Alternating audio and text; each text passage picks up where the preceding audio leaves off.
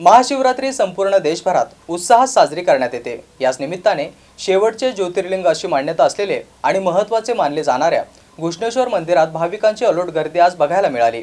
रात्री 12 वाजेपासूनच भाविकांनी येथे गर्दी करायला सुरुवात केली होती।